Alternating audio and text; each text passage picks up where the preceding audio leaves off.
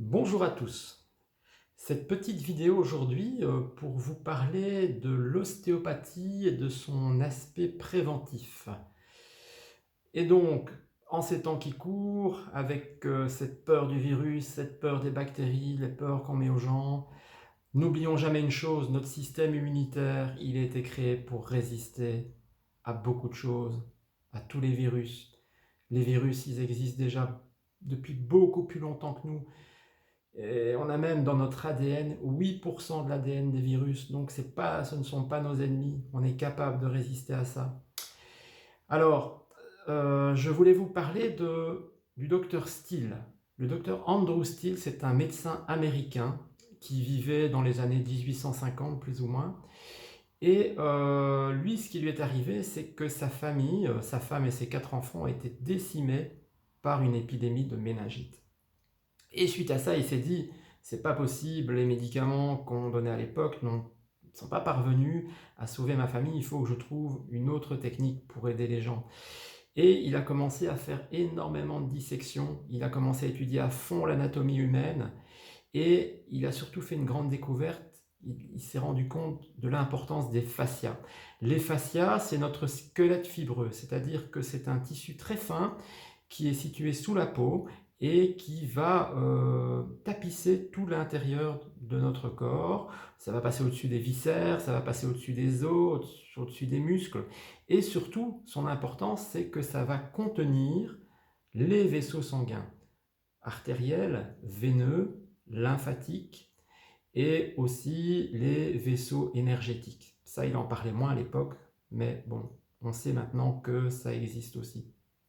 Alors, comment il a fait? Il habitait dans une région où il y avait énormément de mines et où les colons employaient, enfin employaient entre guillemets, on se comprend, les Indiens pour y travailler. Et la mine qui était près de chez lui, il faisait passer les Indiens chez lui et il les traitait avec des manipulations, avec des touchés du corps. Il allait enlever les nœuds qu'il pouvait y avoir dans leur fascia. Hein, et il a constaté quoi? Une chose extraordinaire, aucun des Indiens qui travaillaient près de chez lui ne tombait malade. Alors que dans les autres mines, c'était vraiment là, c'était décimé quoi. Des maladies sur maladies, vous pouvez imaginer dans des conditions dantesques. Hein. Et c'est comme ça qu'il a mis au point l'ostéopathie avec toute une série de techniques manipulatives et de toucher. Donc, en ces temps qui courent, l'ostéopathie est très très intéressante dans le sens où elle va permettre à l'organisme de fonctionner d'une manière optimale, d'avoir un système immunitaire qui réagisse très vite parce que la circulation sanguine va se faire bien partout. Steele parlait de la règle de l'artère.